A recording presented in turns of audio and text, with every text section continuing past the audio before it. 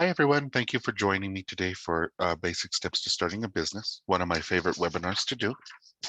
My name is Christopher Garcia, and I'm the Business Development Specialist at the SBDC at UNM Valencia campus.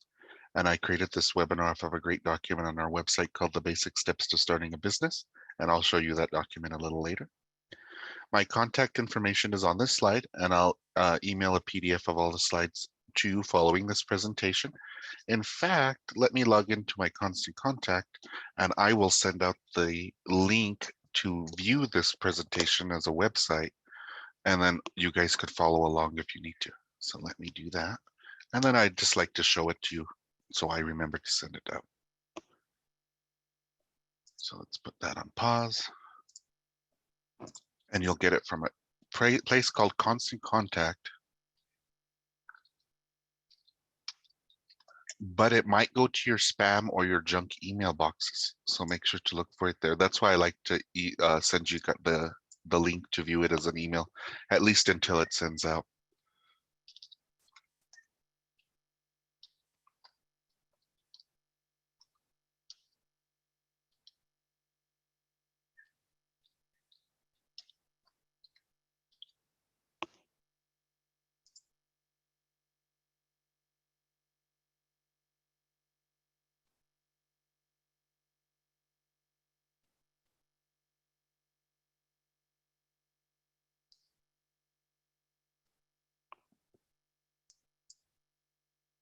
And you guys are getting a sneak peek at Constant Contact in case you ever want to use that one.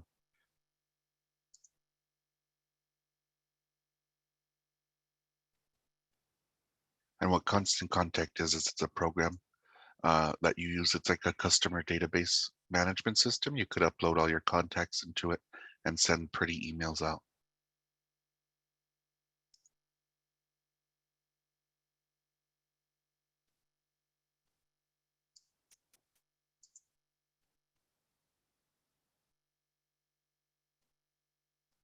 We'll copy this one.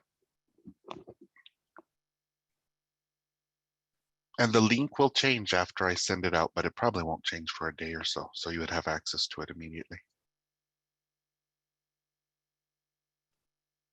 And then I'll have you all raise your hands to tell me if the link is working for you.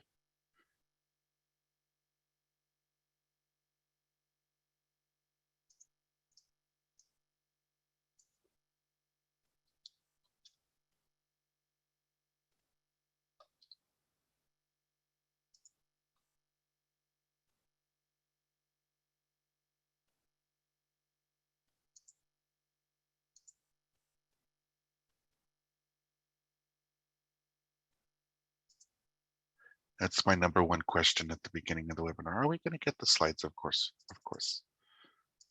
So let me chat that out to everybody.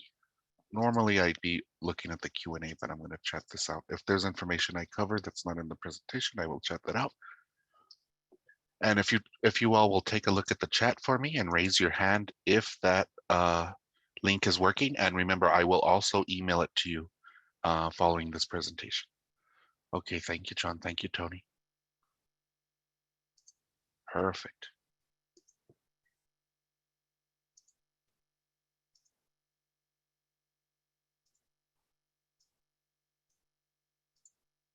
Thank you, Freddie. Thank you, Nico. Thank you, Patricia. Thank you, Ryan, Darla, Selena, Corey, Priscilla. Thank you, guys. Kelly. Perfect.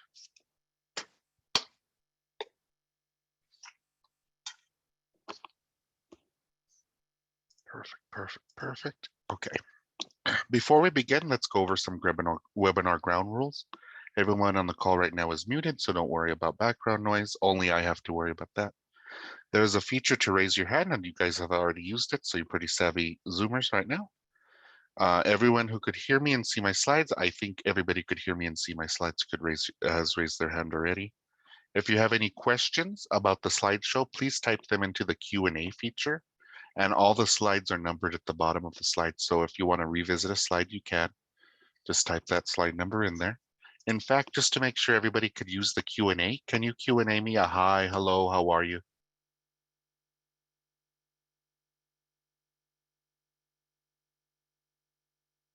Hola, Corey. Hello, Ryan. Hello, William. Hi there, Angelique. Hi, Nico. Hello, Freddie. Thumbs up, Priscilla. Hi, Darla. I hope to see you soon. Hello, Tony. Hello, Selena. And hi, Sam. Oh, you're all the way in from Santa Fe. Snowy day there. And then I got some highs in the chat. Hi, Kelly. Hi, Kelly. Hi, John. You guys are all Zooming pros, so I don't have to worry about you one bit.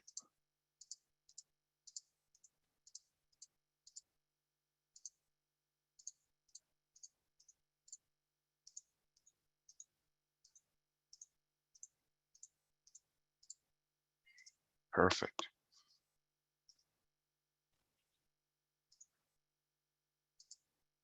Let's go forward instead of backwards. So now I'm going to tell you a little bit about the SBDC. Oh, I keep going backwards.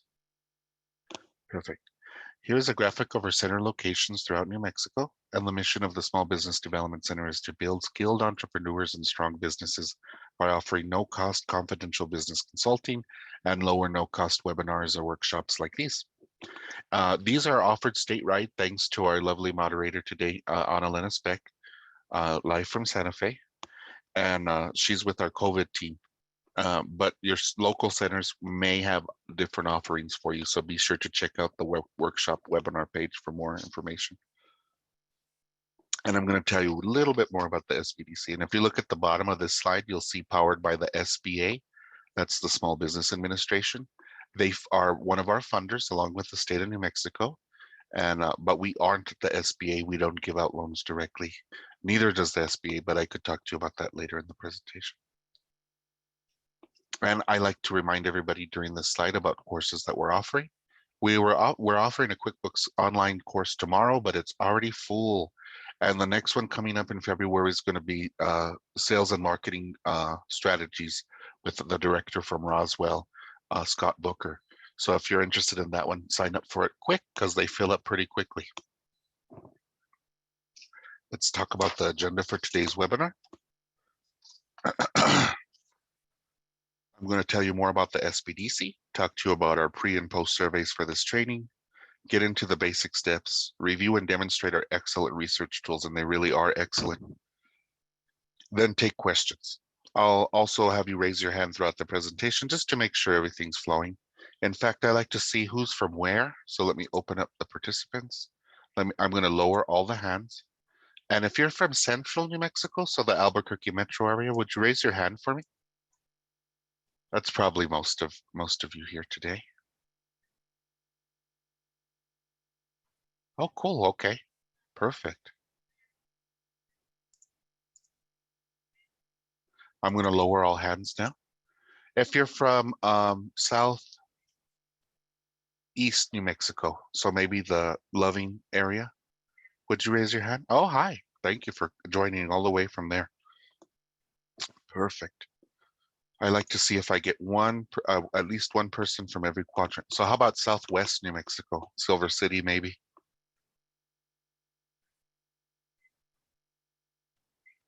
Perfect. Great to have you joining us all the way from Southwest New Mexico. How about Northeast? So maybe Clayton from the High Plain area. Nobody from that area. How about west? So maybe Farmington area. Okay. Oh, good. Thank you guys for joining me today. It looks like I have almost all of New Mexico represented today, except the Clayton area, the Northeast. Perfect.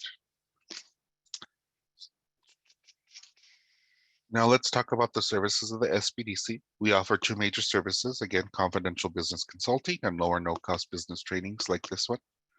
There are no limits to how much no-cost consulting you can receive or how many trainings you can attend. And we have centers throughout New Mexico, so there'll be one close to you. If you look at the graphic in the upper right-hand corner, it shows what we strive to do: renew, grow, launch, and start up small businesses.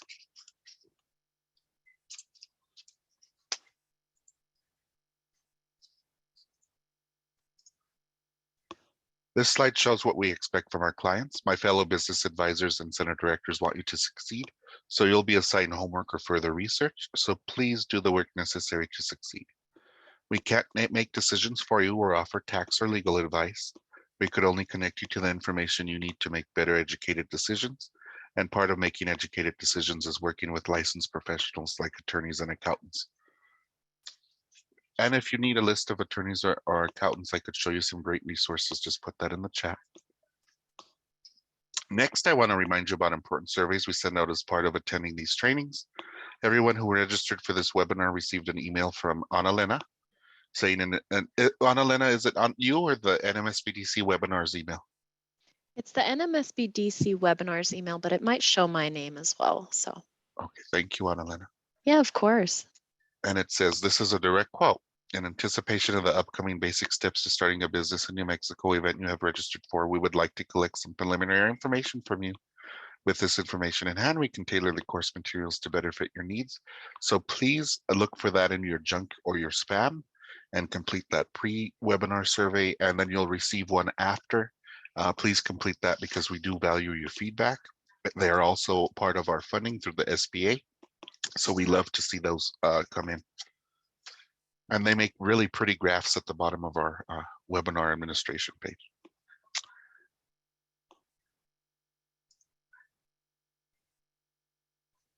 Perfect. So very good. Now let's talk about starting a business in New Mexico. Before going into business, there are some important things you must consider. Will I make enough money to live? Will this replace my current income? Do I need the benefits offered by my current employer, like retirement plans, medical insurance, dental insurance, vision insurance, disability insurance, life insurance, or other important benefits?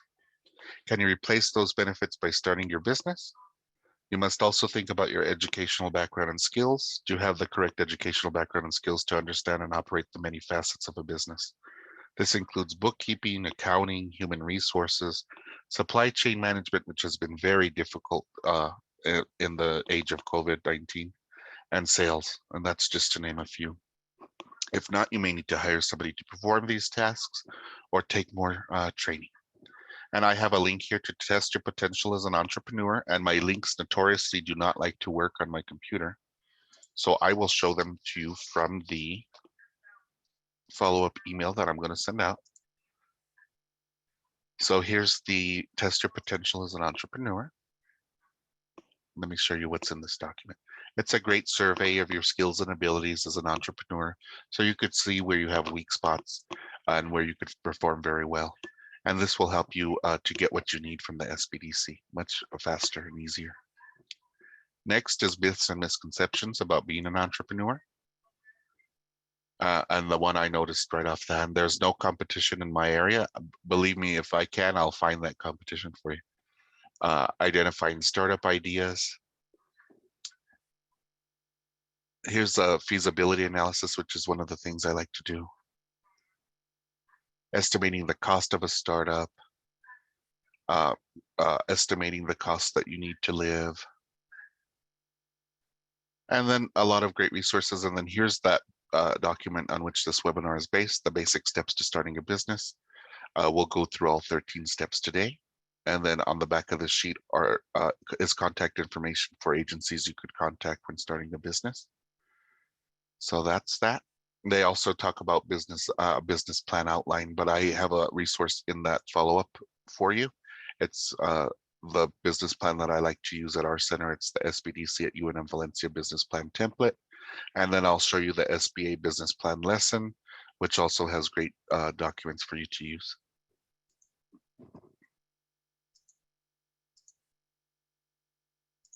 Perfect. Let's get into the steps now. These slides will be emailed to everybody, so don't worry about writing down web addresses or anything. And step one is defining the business. This is the who, what, when, where, why, and how, and these questions are answered in a business plan. And if you need a business loan, you must provide a business plan to the lender. Many centers use a fill-in-the-blank business plan, and I included that in that email I'm going to send you. But there are many options for creating a business plan. There's software, it's called Live. There's online software such as LivePlan. The Small Business Administration has a great training with worksheets, And there are more tools at nmsbdc.org. I also want to point you towards the New Mexico Economic Development Department website, www.gonm.biz. And it's a one-stop shop for everything you want to know about starting a business. And it's a partnership between agencies you must contact when starting a business. First, I want to show you those options for business planning, and then I'll show you some of the programs offered by the New Mexico Economic Development Department. So let's see here. Of course, there's the business plan I like to use. The SBA has a business plan lesson. And they give you an example of a traditional business plan and a lean startup. And there are links in that follow-up email, or the link I sent out at the beginning. They also have a great learning platform. And if you navigate to that by going to the top of the page, learning platform, there's two types of learning platforms, the regular and Ascent for women. Even if you're not a woman, Ascent for women is a great introduction to owning a business and the struggles you might face. So think about taking that. It's free and it's available to you through the SBA. Let's go into the normal learning or the regular learning center. And then you see you have plan, launch, manage. I took the plan, how to write a business plan guided lesson as part of my professional development, and it's really good. They say it'll take about 41 minutes, but it took me about an hour and a half. There are a lot of videos to go over. And then at the bottom, you'll see how to write a business plan worksheets, and they give you examples of the financial statements that you have to present to a lender. And I actually have a software that we use at the SBDC. It's called the South Dakota model, and it helps to create financial projections for 1 to 5 years in a very fast and easy way. So if you're interested in doing that, please reach out to one of your advisor or directors, and we'd be happy to schedule an appointment to work on that with you. Now let's go to the Economic Development Department website, gonm.biz. I put BIX. I wonder where it's going to take us.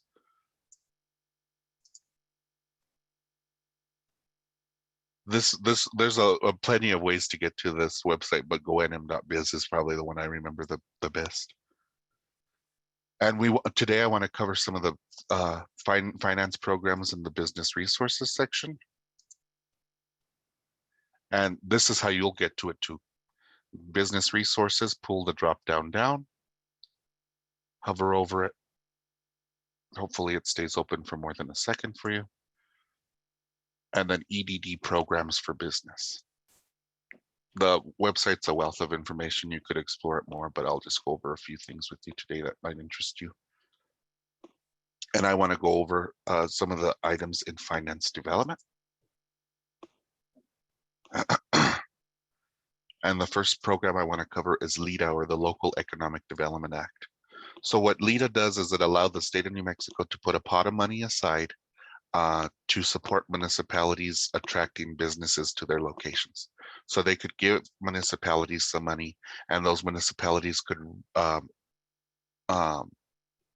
reimburse a business that fits their qualifications for locating in those areas. So let's see what requires: significant community impact and support, rural and underserved areas of New Mexico, increased job wages and job creation, significant new capital investment, which is almost any new business, and environmentally sustainable outcomes. What kind of entities qualify? An industry for manufacturing, processing, or assembling of agriculture or manufactured products, a commercial enterprise for storing, warehousing, distributing, or selling products of agricultural, mining, or having been manufactured, or an economic-based employer. And the definition they give is kind of vague here, but that is really an employer that makes most of their money from outside of New Mexico. Non-qualifying entities, usually retail or service businesses, but that's not always the case. And then the contact person for this program is Mark Roper. So if you guys want to navigate to that gonm.biz, you're interested in this program a bit more, reach out to Mr. Roper. It's pretty easy to apply, especially if you fit these qualifying entities exactly. Remember, it's a reimbursement type program, so you have to come up with the capital first before they'll reimburse you for it. So there's a kind of a specific situation you have to be in. Another great program that most people on the call will qualify for today is the Collateral Assistance Program. And it has a lot more lenient requirements. It's basically you have to be a business in New Mexico considered a small business by the SBA. Most people on the call would probably qualify. Employees less than 750 employees. I'm sure that's everybody on the call. And if you needed to get a loan to start a small business, you don't have enough collateral to apply for that loan through a lender, the state of New Mexico will issue one of the financial instrument so they could back up that loan with like a bond. So say you needed $100,000 loan, you have 50,000 in collateral, you needed 50,000 more to get that loan. The state of New Mexico may be able to help you with that.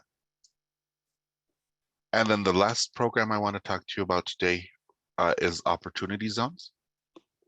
So what opportunity zones are there zones in New Mexico that are deemed low income, low economic development type zones, but have a lot of potential for growth.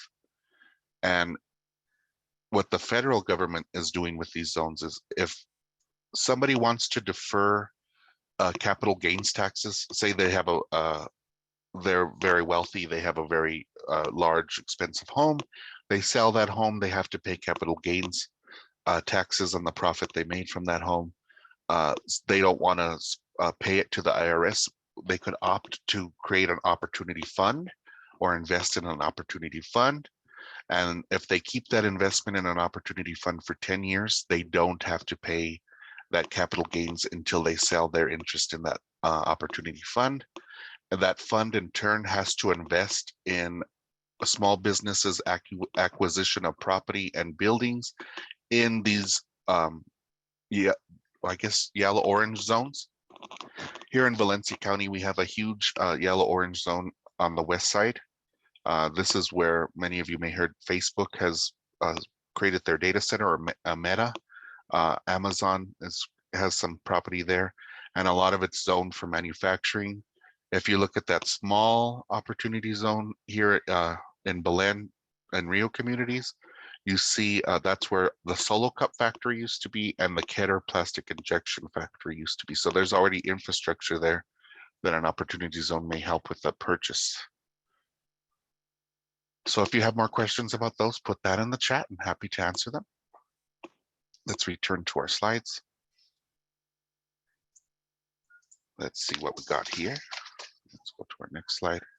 Oh, that first slide's a mouthful. Okay, step 2 is to choose a business name. There are legal considerations when choosing a business name, and it's very important to find a name that resonates with your target market, looks good on websites, social media, business cards, and other marketing material, is easy to spell and pronounce, and isn't trademarked or copywritten by another entity. For example, there was a restaurant in Albuquerque called Dee's Cheesecake Factory, and if you grew up in Albuquerque, this is probably one of your favorite places for lunch or a sweet treat. The owners of Dee's Cheesecake Factory started this business after World War II and trademarked the name in the state of New Mexico. Fast forward to about 2010, there's a national chain called The Cheesecake Factory that wants to do business in New Mexico. They're actually located at the Coronado Mall in Albuquerque, but they could not operate a restaurant with Cheesecake Factory in the name because the savvy business owners of Dee's reserved the business name many years before. In this example, the small business had the upper hand, but you could imagine how a small business operating under a trademark business name could end up being sued, have to change their business name and all that expensive marketing material, and it might actually destroy a new venture. There are 2 types of trademarks. There's a state and a federal. The first website on the screen is for the United States Patent and Trademark Office, and the second is for the New Mexico Secretary of State's office. These 2 agencies are responsible for registering trademarks, and since we can't provide legal advice, it's important for you to consult with an attorney before making a decision on a business name. And I'll show you some great resources later in the presentation, including the newest member of the SBDC team, the Technology Commercialization Accelerator at New Mexico Tech, staffed by Estefanita Rawlings. And let me tell you guys, if you're going to start a business that's online or operating across multiple states, you'll probably need a federal trademark, and that's the United States Patent and Trademark Office. If you are, say you have a barber shop in Albuquerque, New Mexico, Chris's Barbershop, I don't want anybody else in the state of New Mexico to have Chris's Barbershop or operate a barbershop under the name Chris's Barbershop. A state trademark would probably be right for me. But if you have big ambitions or you're selling online, probably a federal trademark would be best for you.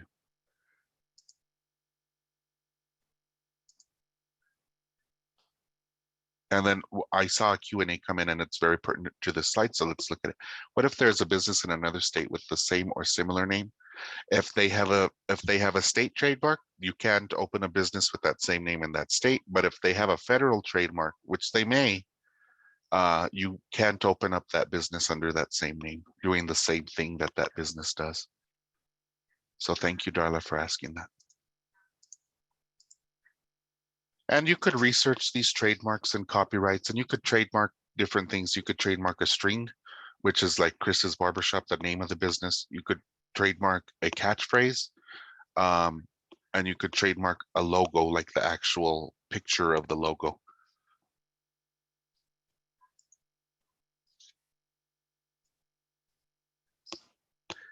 Now that we're having fun talking about paperwork, let's go back. Let me go back one slide. We're on step 3. And now that we're having fun talking about paperwork, let's talk about choosing your legal structure. The legal structure of your business is its foundation, and you must carefully consider how you wish to legally operate your business. The common business structures are on the slide. Everything but sole proprietorships and regular partnerships have to be registered with the Secretary of State's office. And the paperwork is available online. If you want to be a limited liability corporation, it costs about $50 to do the paperwork. If you want to be a regular corporation, I believe it's about $100. And if you're a sole proprietor, you could skip the step, or just a regular partnership. But if you're a partnership, you should have a partnership agreement. And if you have a question about a partnership agreement or an LLC operating agreement, put that in the chat and I'll answer that at the end. More information about legal structures could be found on the document that we have on our website called Basics of Choosing a Business Entity, or you could consult with a CPA or an attorney, and I'm sure they'd be happy to charge you to do all this for you. And if you're not going to do your taxes yourself, or pay your gross receipts taxes, or file your quarterly estimated tax payments, it might be to your best interest to have an accountant prepare these documents for you. So I'm going to exit the slides real fast. I'm going to open up that follow-up email campaign, and I'm going to show you the basics of choosing a business entity document. And it's put together by an attorney. I believe our Santa Fe office, or maybe our Espanola office, put this together for us. And it talks about the laws under which you're governed as a business owner. And it goes into the descriptions of each of the entities. So what is a limited liability entity, so on and so forth. So take a look at that for sure before you choose any of those. Let's go back to our slides.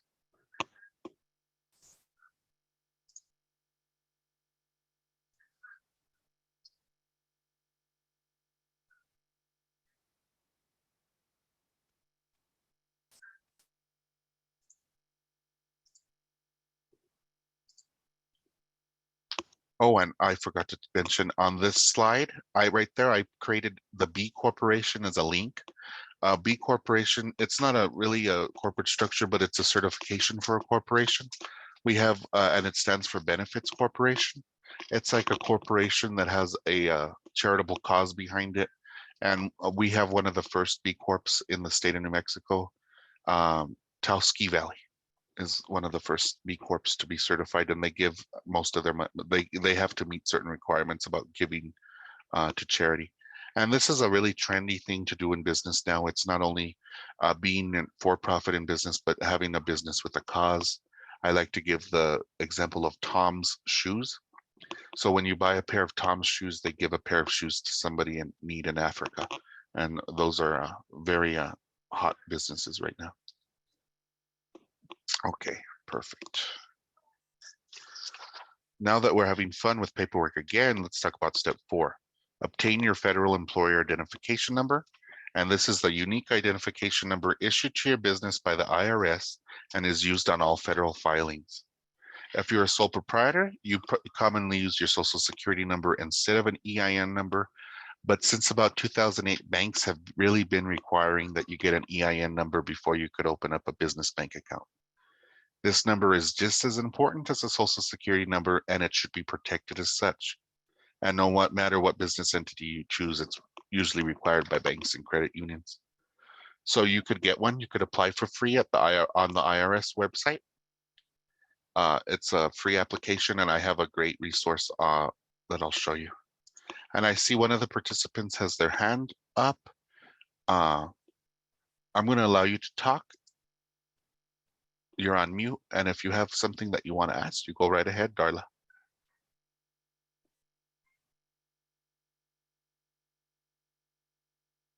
No, maybe it's a false hand raise there. So let me, we'll wait to the end. Let me see if I have any Q&A that should be asked now. Darla asks, can a 501c3 nonprofit have a single owner? No, they can't. That's a good question. We can't really give advice for non-for-profits, but a 501c3 usually has to have a board of at least 3, and there's no ownership in a 501c3. So that's a good question. Let's see. Can state and federal trademarks overlap? You don't need both. If you want a federal trademark, it covers all the 50 states. If you're only worried about the state that you're in, a state trademark would be fine.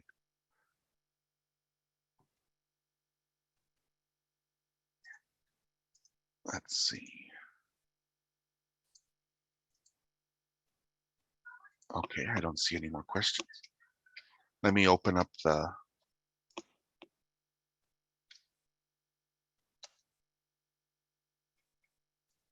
follow-up email and let me show you the EIN number stuff.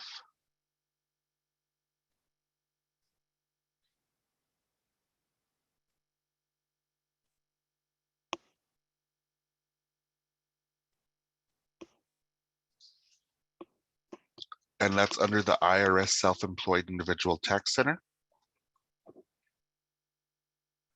And if you go to that link, you could see this will give you everything you need to know about your federal tax liability as a business owner. And on the left-hand side of the screen, they have employer ID numbers. And then they go into, do I need an EIN, whatnot. And then here's where you could apply. And it's a pretty quick and easy application process, and you get that EIN number immediately. But you really do have to pick that business structure and have all that demographic information for where's my business located, what's my business phone number, because it should be consistent across all of your paperwork. And this really came into light when people were applying for federal grants during COVID-19.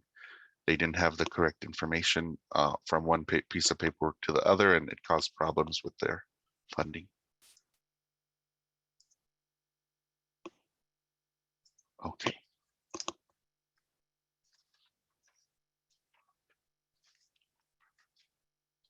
Continuing with our paperwork requirements, step 5 is to register with the New Mexico Taxation and Revenue Department to obtain a gross receipts tax ID number.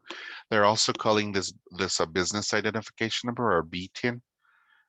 You might be wondering, why do I need a gross receipts tax ID and what is it used for? Well, it's the unique identifying number used by the New Mexico Taxation and Revenue Department to record and track your business's collection and payment of gross receipts tax.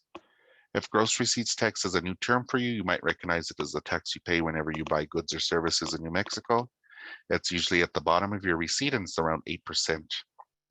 The online registration form is free to complete, but you may want to seek the advice of a CPA or a bookkeeper before completing the application, especially if you don't intend to file your own gross receipts tax reports.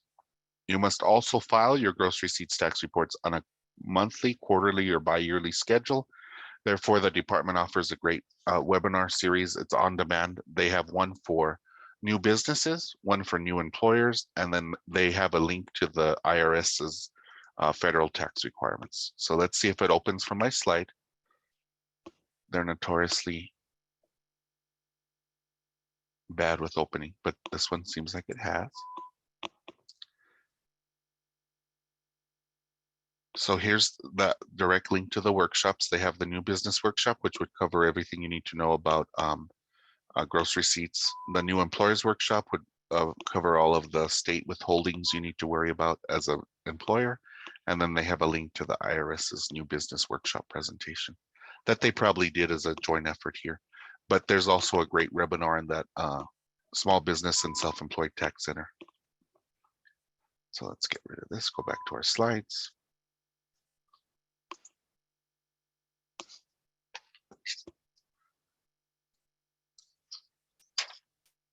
Perfect. Let me get my perfect. There we go. Step 6 is to obtain your local business license and other applicable licenses. When doing business in New Mexico, you need a business license in the municipality or county where you have a physical presence. For instance, Tio Filo's restaurant has a physical presence in Los Lunas, New Mexico, so they get a Village of Los Lunas business license.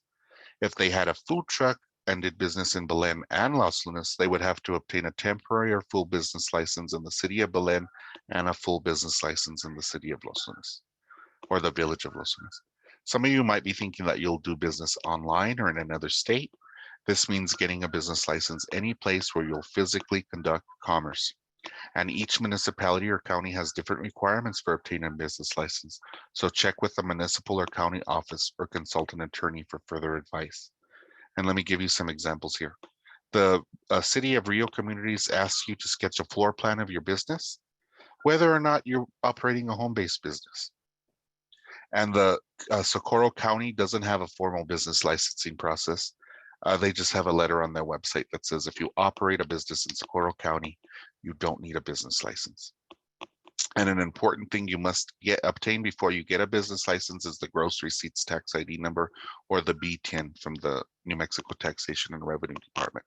So you can't skip that step. And if you're going to have a physical location and you need a business license, you often have to have checks from the fire department before you could operate. And if you're operating a restaurant, that you have to get a permit from the New Mexico Environment Department.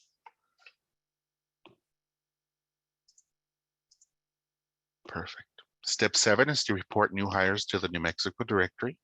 And the link to the directory is on the slide, but this brings human resources, resource considerations into light. Human resources is a very important part of any business and comes with many legal and accounting considerations. You can always contact an accountant or an attorney for specific information, but I included links to 2 good resources for learning more about employment procedures and laws. Our partners at Comply Right have a great blog with lots of resources, and I think these links like to work for me. So let me show you Comply Right. Comply Right actually sponsors the America's Small Business Development Conference, so they sponsor a conference for us.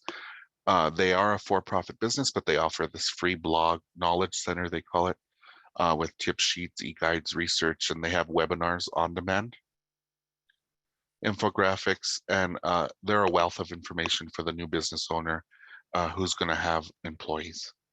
So take a look at that. And then the EEOC, which is the Equal Employment Opportunity Commission. I have it down after all these webinars. They have a guide for small business. So they have a small business resource center, and the US EEOC is the agency that investigates discrimination of employment based on the protected classes, race, color, creed, national origin, so on. And before you could get into any trouble as an employer with them, just read their small business requirements and make sure you're following the EEOC laws and procedures. A pound of, what is it? A pinch of prevention is worth a pound of cure.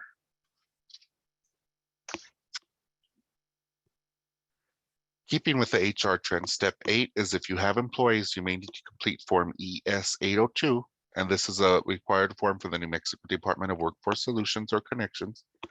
And the Department of Workforce Solutions has many services, tax credits, and learning opportunities for small business owners. So I included their business outreach website on the slide. Some common services that the Department of Workforce Solutions offers are job postings. That's probably their biggest one. pre-employment screenings like typing tests, and in some cases they provide space to conduct interviews. They do that here in Los Lunas. And we have a workforce connections in Los Lunas, not a workforce solutions. So let me show you their business outreach website. And the big thing about this is unemployment insurance, a big regulation in the state of New Mexico. They actually have a guide, and let me tell you, I printed out that guide one time. It's probably as big as the biggest novel I had to read in high school, the UI unemployment employer handbook. They have information for new businesses. They have information about their apprenticeship programs, and they actually have pretty cool apprenticeships and what do they call it? Intern type work opportunities.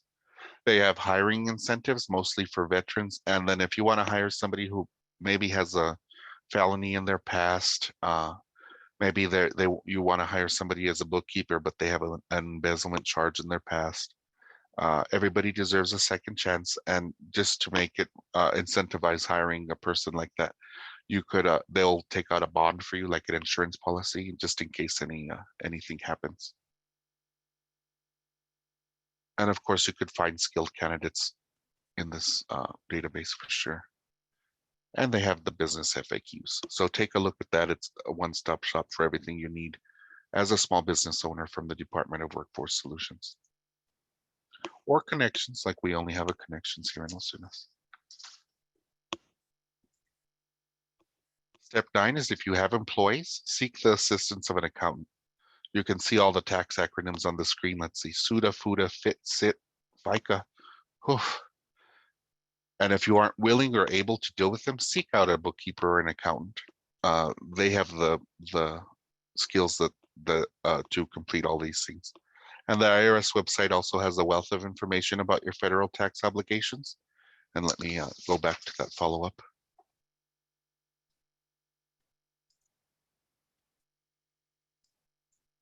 We'll do it from the follow-up center. The IRS self-employed and small business tax center. There it is. So there's the link there. And then if you navigate to the bottom of that, oh, it used to be at the bottom. I think it's on the left now. Under, let's see where they have it here.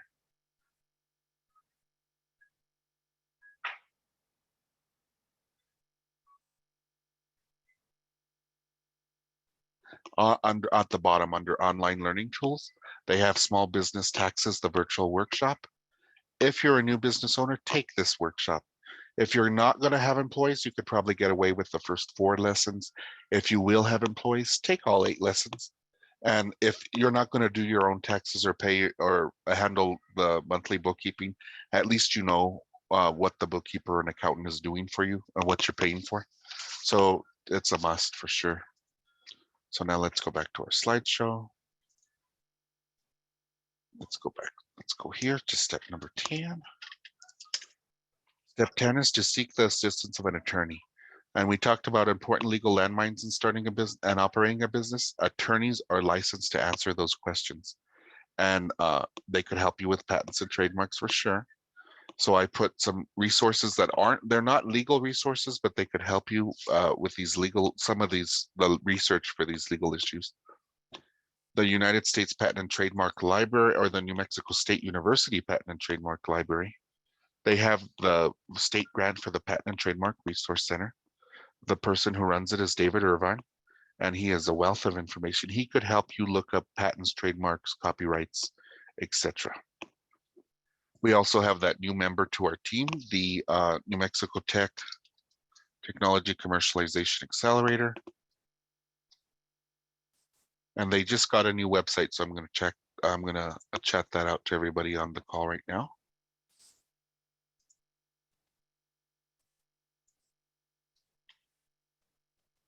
And what Estefanita Rawlings, she's the director of the center. She helps people with researching patents, trademarks, and other intellectual property. So she's a great resource. And then I put a link to the New Mexico Bar or the State Bar of New Mexico attorney directory. So if you need to find an attorney, that link is probably best open from the follow-up. And let me open up the follow-up and I'll take you to the State Bar of New Mexico. It's sbnm.org.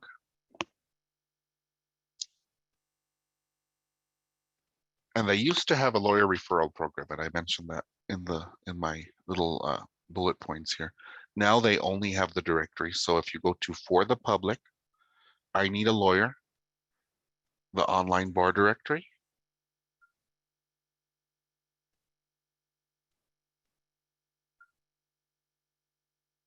you could find an attorney based on practice area and location. So let's look at some of the practice areas we might need as a small business owner. Business and corporations for sure.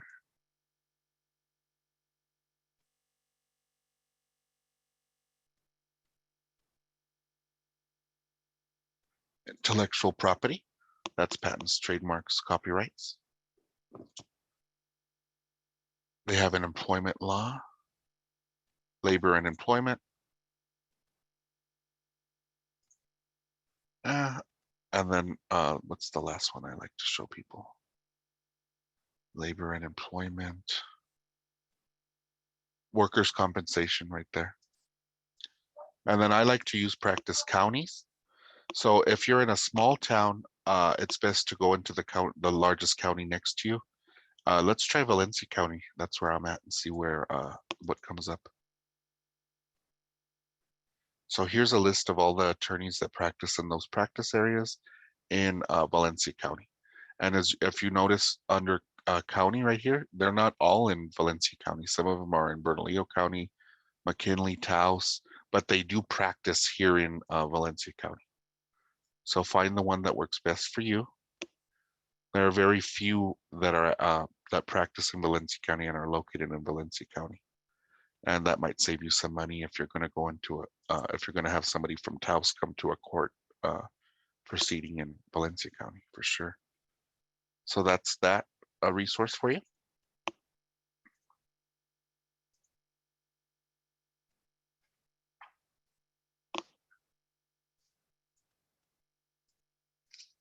Okay, perfect. Step 11 is to review the guidelines for compliance with the Americans with Disabilities Act, especially if you're going to have a storefront or you're going to have employees. And I included their website on the screen. And my link is working. And they have a primer for small business. This is a huge legal landmine. Some people make their living suing small businesses based on ADA compliance or lack thereof. So before you get into any legal trouble, take a look at the primer for small business.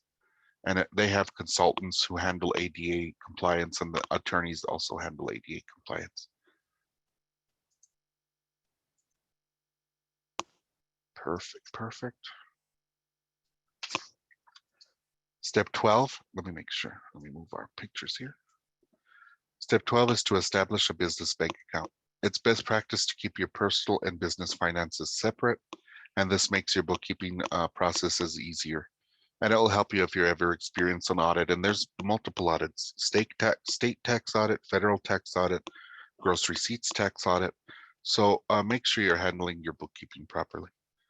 And I have a great learning opportunity for you. It's the FDIC Money Smart for Small Business modules. The Federal Deposit Insurance Corporation put these modules together for you as learning resources for small business owners. Sorry, let me go back here and open that as a web page. And banking services for business owners are different than those for personal banking. So if you do anything, if you want to take any of the modules offered by the FDIC, take the banking services module. I recommend taking all the modules. It's a free learning opportunity for you. It's like a very drawn, it's each one of these is like its own webinar on each of these topics. So take advantage of that.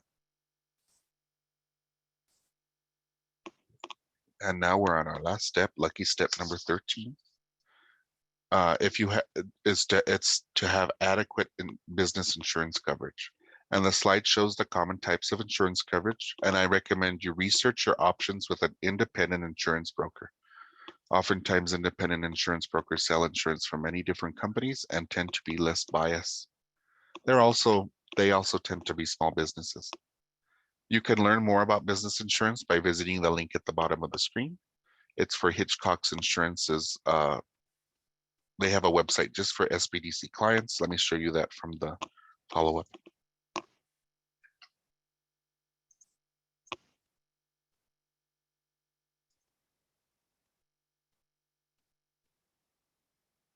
Dun, dun, dun. Let's see if it loads for us. Okay, so Hitchcock is one of the largest small business insurers in the nation. They do sponsor our America Small Business Development Conference, but they have a page just for SBDC clients who want to learn more about small business insurance. They have 3 videos that are very helpful. What is small business insurance? What is general liability insurance? And what is professional liability insurance?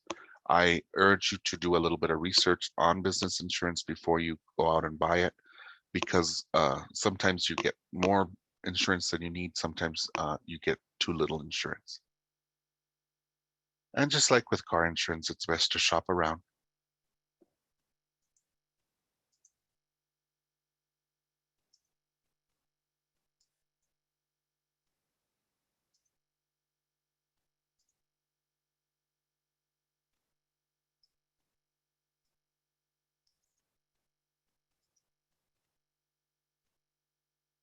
And there's the slide we ended with there.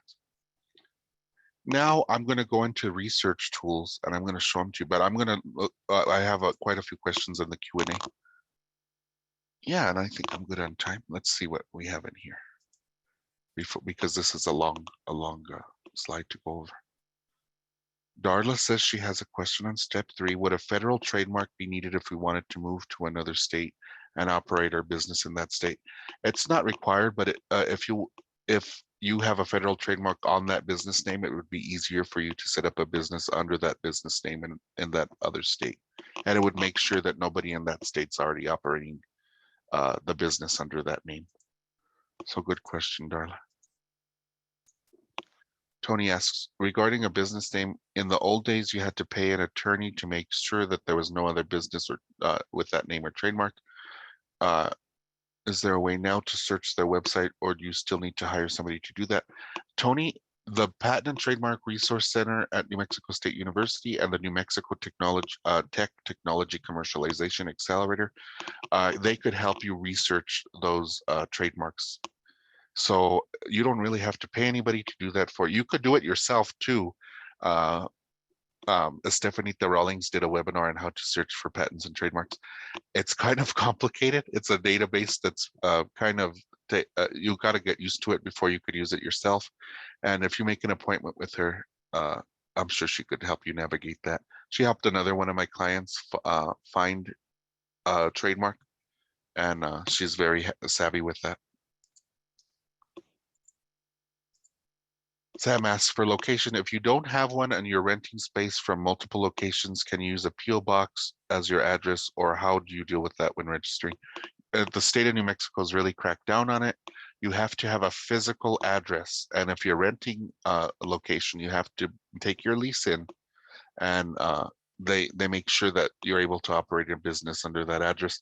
And that's for the municipal business license, but I'm sure they do the same research at the Secretary of State's office. But you do have to have a physical address, and some ways you could get around that is you could rent a virtual address. There's a place in Albuquerque called Office Alternatives, and they actually have they give you a physical address when you rent a virtual office from them. The South Valley Business Incubator in Albuquerque also has a virtual office type incubator there, so they could help you with that. But yeah, they're really strict about that. You do have to have that physical location. Our last one, registering our business with the Secretary of State, I know it will ask us to choose a NAICS business code. If we are planning to do more than one thing with our business, example, soap making and handmade clothing, how do we choose which code to use? That's a good question, Darla. You could actually choose 2, but it's not that important unless you're going to do government contracting. I would go with the code that best describes your business. So if you were going to mainly do soap making, choose the soap making one. If you're going to retail soaps and handmade clothing, maybe you want to choose a retail NAICS code. You really have to distinguish, are you a manufacturer or are you a retailer or are you a wholesaler? And if you make an appointment with the SBDC, I know you have one, we have to put a NAICS code in your client record, and we could show you all the NAICS codes that you fall under.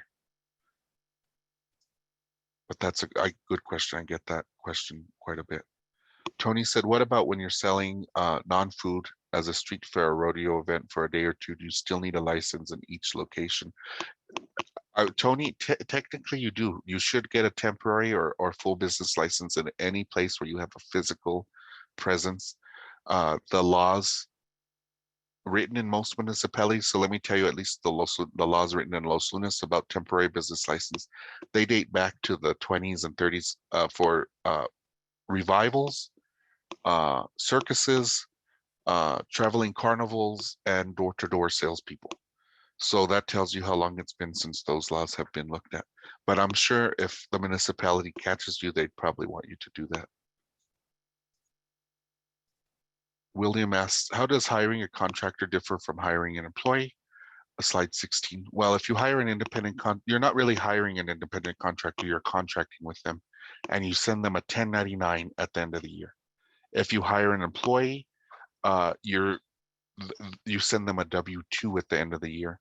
It also has to, there's also tests about that. So let me go to a browser window and I'll chat this over to everybody.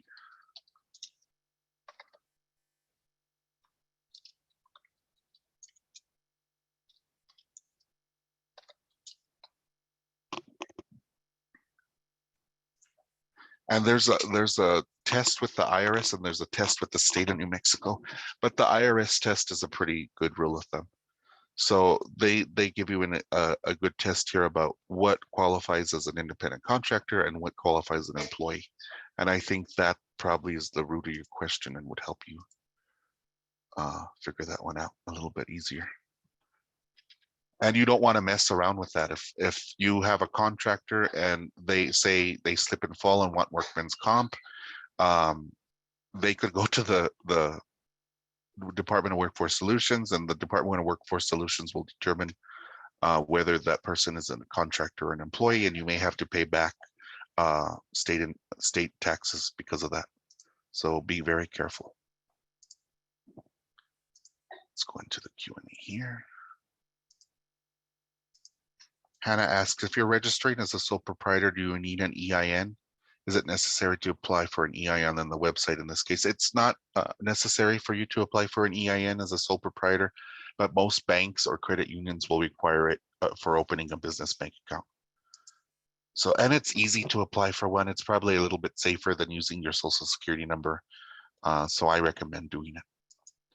And Darla asks, since food is not taxed, if my business sells only food products, will I be required to pay gross receipts tax? You still will have to file gross receipts tax reports. So I urge you to take that IRS or the New Mexico Taxation and Revenue webinar and ask your specific questions there, because I can't give tax advice. But thank you for asking that, Darla. Let's open up the chat. With an oil field supply and service company, I would be in many different counties in New Mexico, Colorado, Utah, Texas. Do I have to get a license in each state and county, or are the laws different from for oil and gas? As far as I know, John, you would have to, if you had an LLC in New Mexico, you would have to register for an LLC in Texas, and you would have to get a business license anywhere you have a physical location. But if you wanted a definitive answer on that one, I would really seek out the advice of a certified public accountant. Okay, those were some great questions. Let's go over some of the research tools.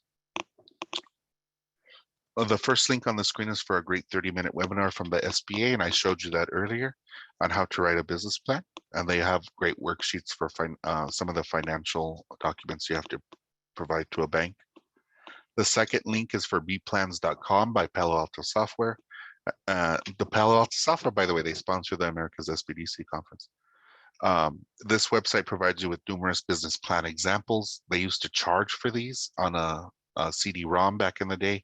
Now they're all offered for free online, so take advantage of that.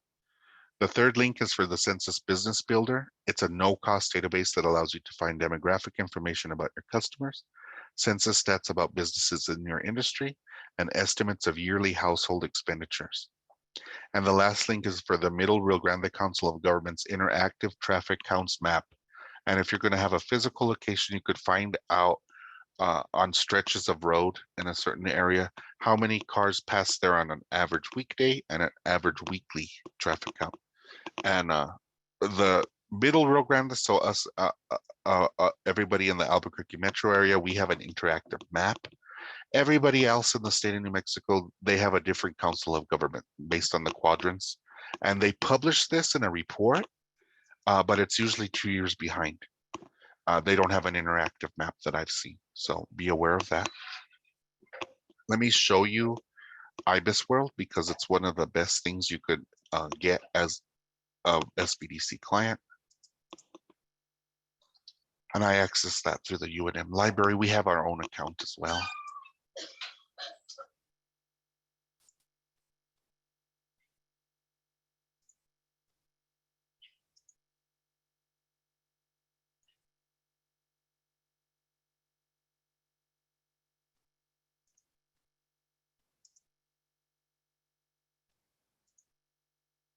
And the hardest part of accessing this is remembering the password.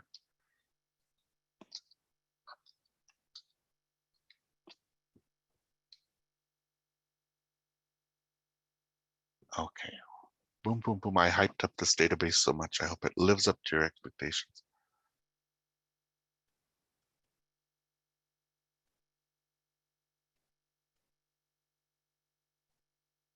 So what this database is it's industry reports put together by business analysts and economists, and it tells you about what a business is going to do over the next 5 years in that industry. So let's look up, I like to look up restaurants. Single location, full service restaurants, just because there's a lot of information about restaurants.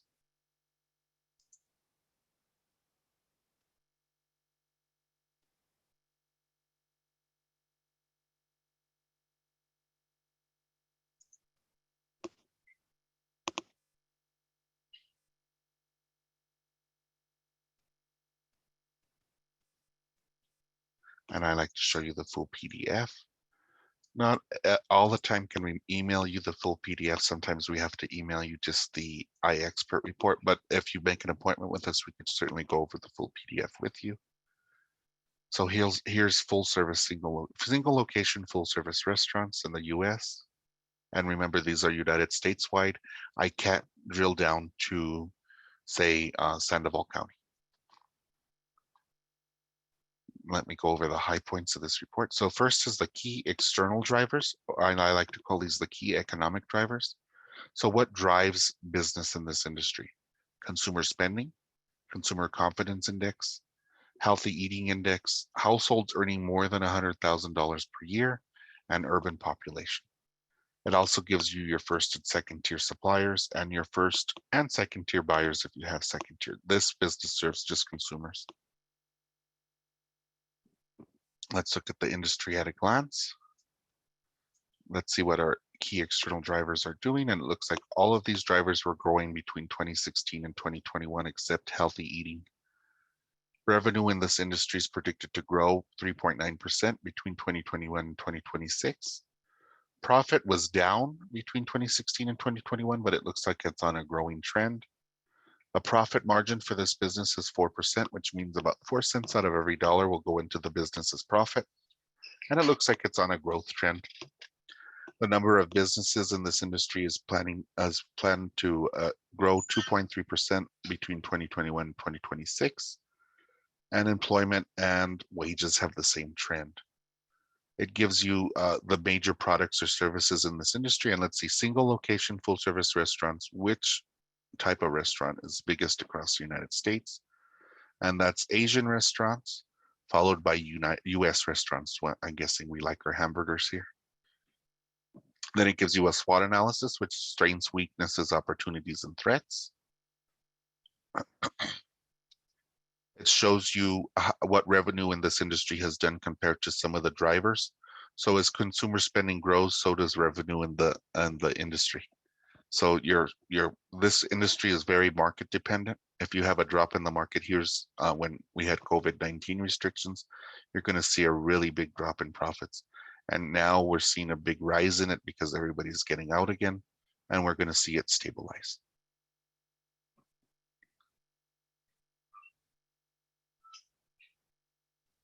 And let's go down here.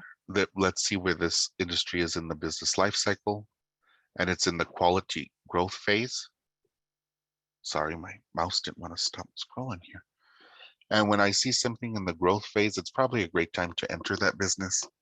If your business or your industry is in the mature section, that means you're competing with businesses that have been around for 8 years or more. And if your business is in the decline, it means more businesses like this will close than open. And that's across the United States. And then one of my favorite parts of this report, I like to talk about target market a lot in my other webinar, e-commerce and alternative selling methods.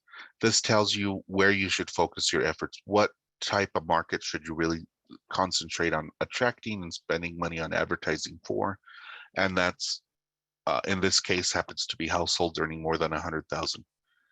And now that we have this information, of course, it helps us fill out our business plan, which is great, but it helps us also plan for the future. But now that we have this information, let me show you data Excel. That used to be called Reference USA, and they still refer to it as Reference USA. But I'll give you an example of how this database could help you. So if you were, the business plan asks you for your competition, I could pull a list of businesses in your same NAICS code. So Darla brought up NAICS code. Thank you, Darla, for that one. NAICS codes are how the federal government organizes industries and businesses. So let's do NAICS code. Let's do restaurants.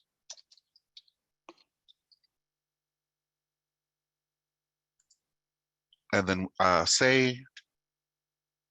do zip code. Say we wanted to look at the ones in Belen has zip code of 87002.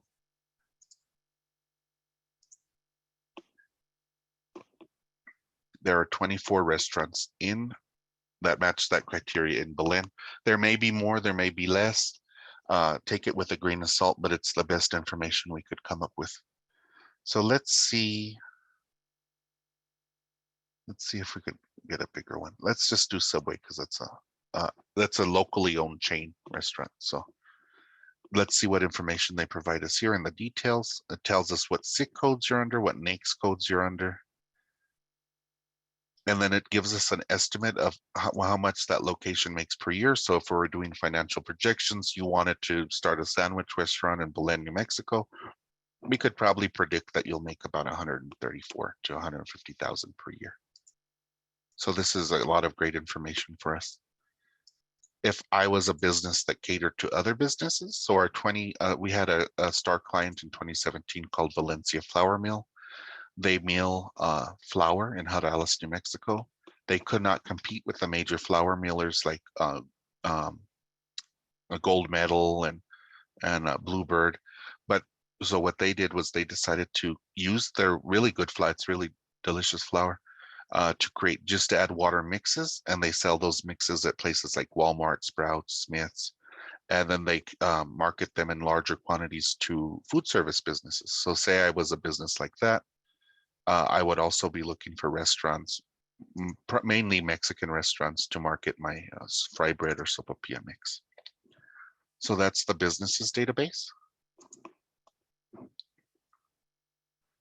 And then the database, a lot of the people on the call will be interested in today is the consumer lifestyles database. If you wanted to do a marketing effort, like maybe you wanted to send a coupon to all those households in Belen that make $100,000 or more, because I'm a single location full service restaurant, right? And then I could do zip code.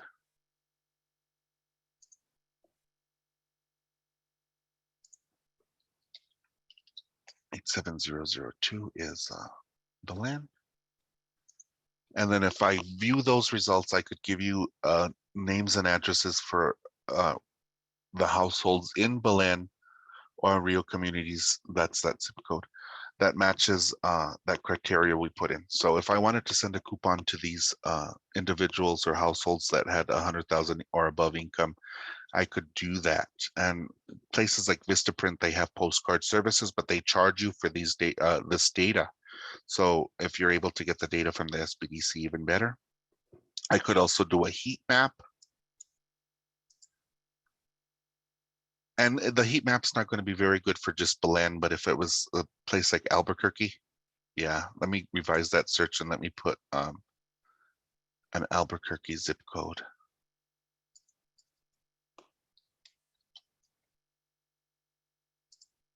Many more in Albuquerque in that zip code. Pretty ritzy zip code there.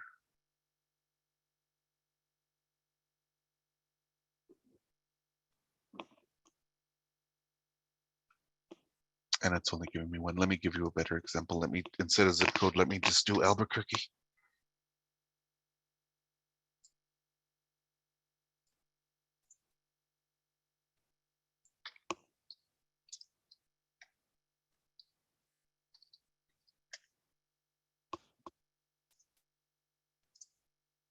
And I'm from Albuquerque. I still remember how to spell it.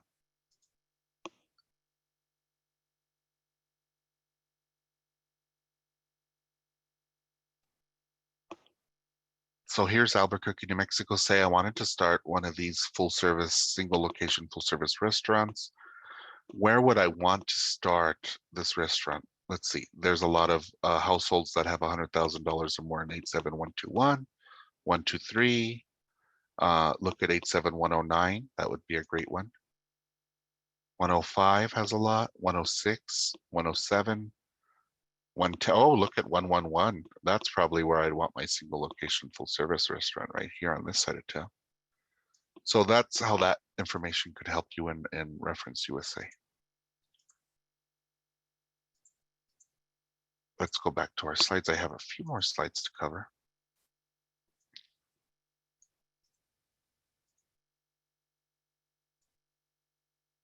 This slide shows you all the best links you could go to for information about COVID-19 safe practices, especially for employers.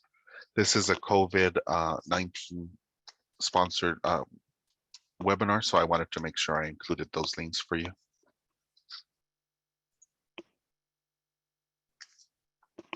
Okay, now that we talked about how we could help you, this is how you could help the SBDC. As part of our services, we need your help to ensure we're around for many more years to come.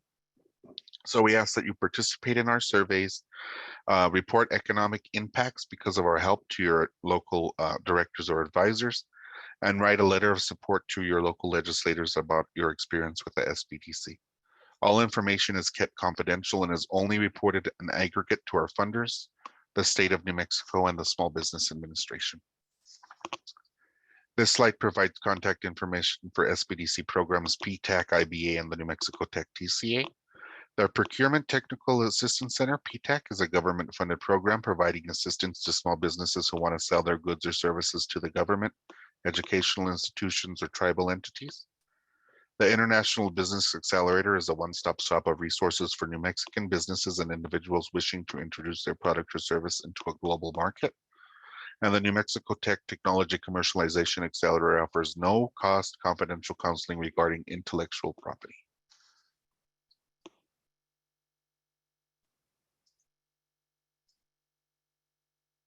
This slide continues the list of Small Business Resource Partners SCORE, or the Service Corps of Retired Executives, WEST, or the Women's Business Center Program, and VBOC, or the Veterans Business Outreach Center. And all of these programs are funded in part by the Small Business Administration. Now we have resource partners here. Here's the contact information for your small business support team. We're funded by the Small Business Administration, and many people ask about SBA guaranteed loans. I included a link for the SBA resource guide. Last time I was with a client, it did not want to load, and I sent them an email to the lovely Ivan Corrales.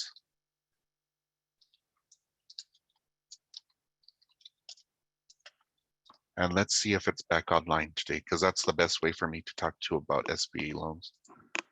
And I want to leave at least 10 minutes for Q&A, so I'm watching the time. Yeah, the resource guide hasn't been working. It's been on the fritz. I don't know what's going on there.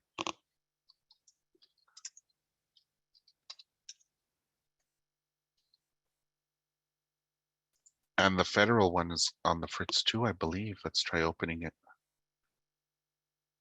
Yeah, I don't know what's going on there. Somebody probably messed up a link, you know, those dang web designers.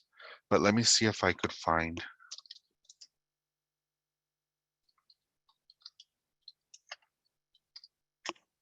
a link, and I'll chat it out to you about the SBA guarantee program.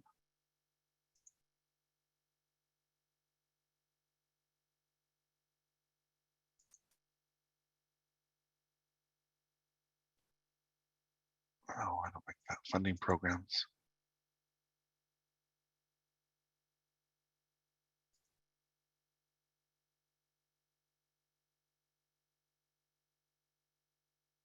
Okay, I'm going to chat over this link to the funding programs page on the SBA website, and it will talk to you about the different SBA lending programs.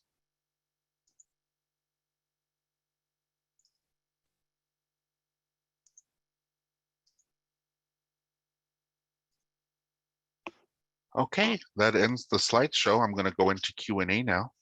I want to thank you for spending time with me today. And let's see what kind of questions we have.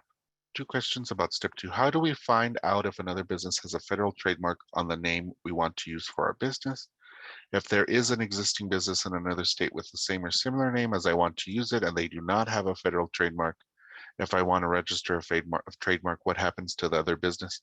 So there is a database that you could use on the United States Patent and Trademark Office to find out if a business has a trademark on that business name. Make an appointment with Stephanie because she knows how to use that database better than me, and or go to the United States Patent and Trademark Office.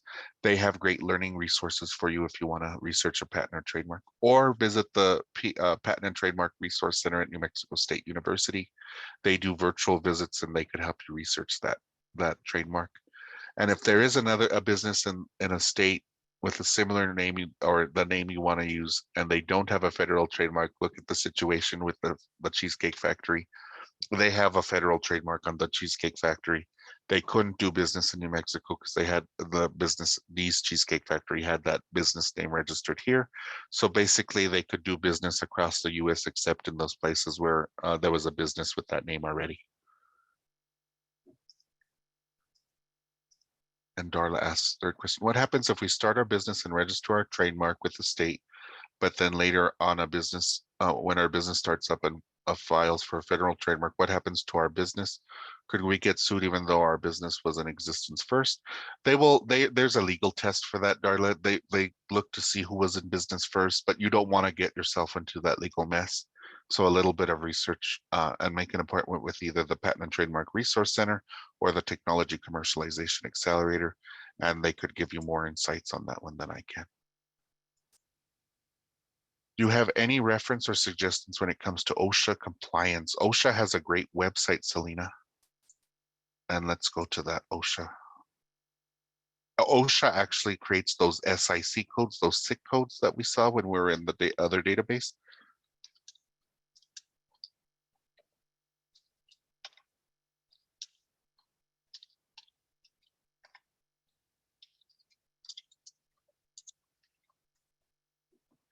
And when you Google something like that, Small Business Occupational Safety and Health Administration,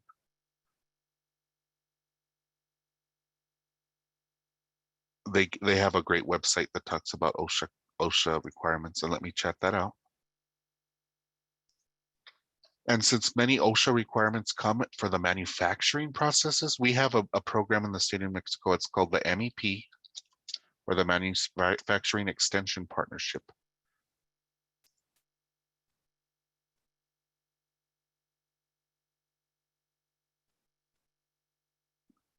And they could probably, they might even have some information about OSHA requirements or offer a webinar or workshop on it, or they would have a better lead for you than just the website for OSHA.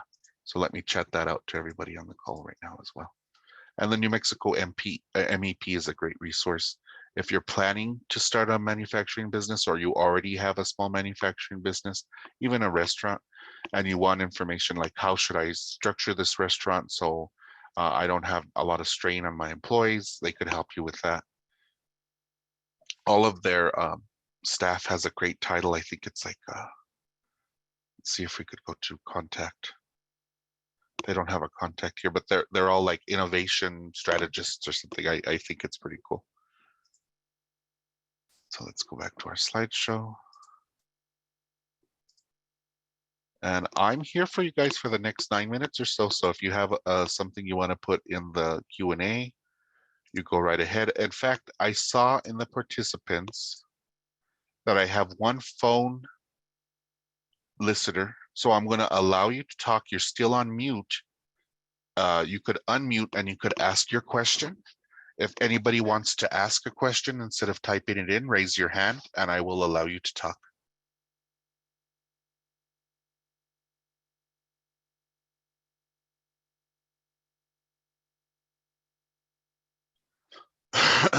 Now, no, don't you all raise your hand at once now.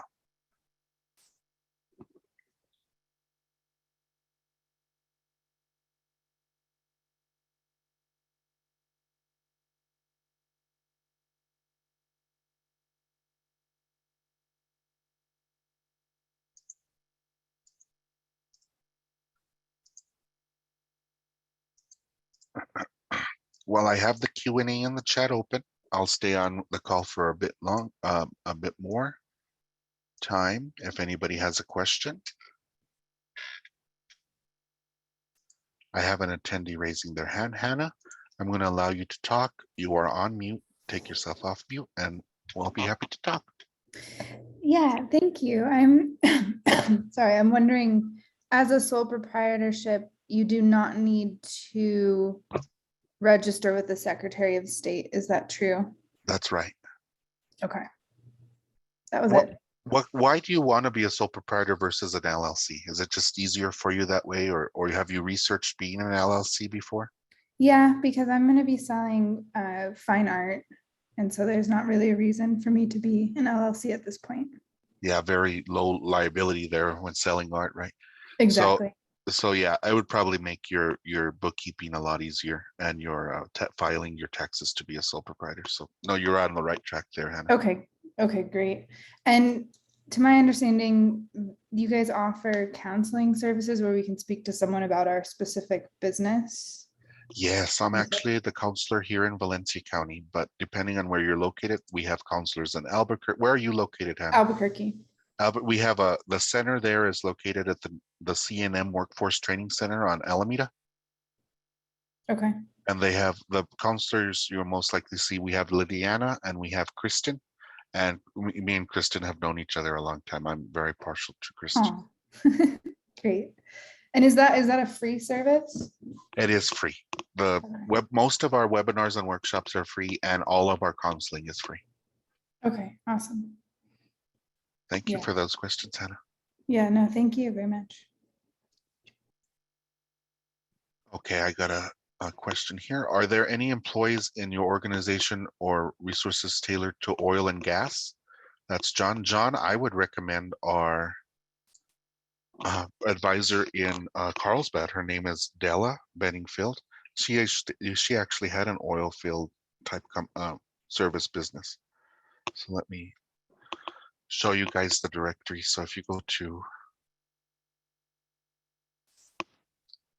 nmsbdc.org,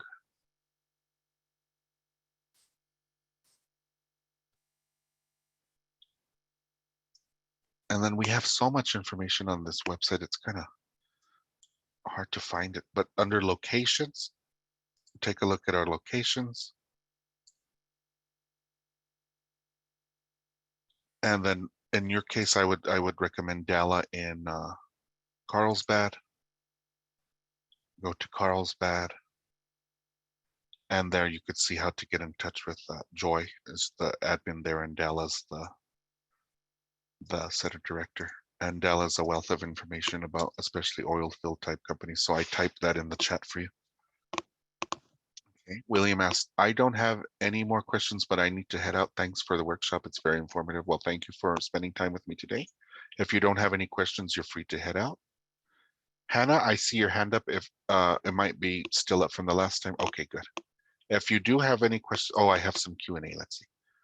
Do you have any counselors in RO? Rio Rancho, maybe? Roswell. Yeah, we do. That's Scott Booker. He's actually going to teach that marketing and sales strategies course that's coming up. I think it's February 17th. But yeah, we do have a counselor over there in Roswell. Way down south where the bananas grow. Let's see here.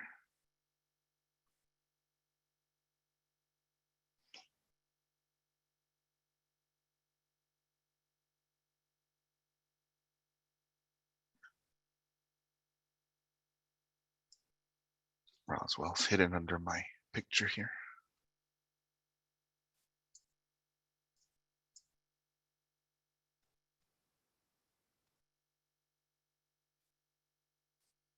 Let me see if I could chat that one out.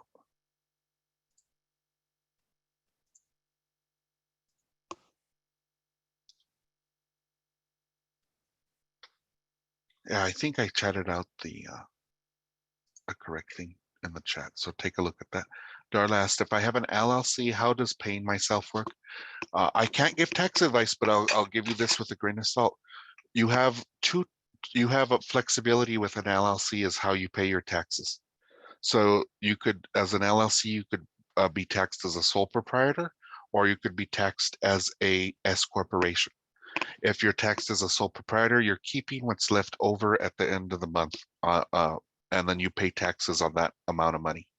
If you file your taxes as an S corp, you could pay yourself a wage, and then you're not having to pay that self-employment tax of 15% like you would as a sole proprietor. So that's my insight into that, Darla.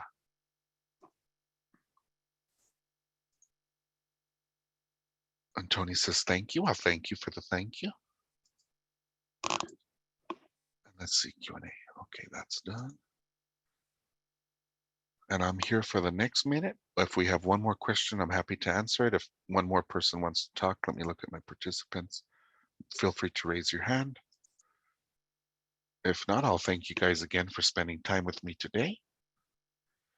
And I'm going to end the webinar for all. So this was a great class, a lot of great questions. Thank you all for attending, and I hope to see you soon, or I hope you have an appointment with one of our advisors soon.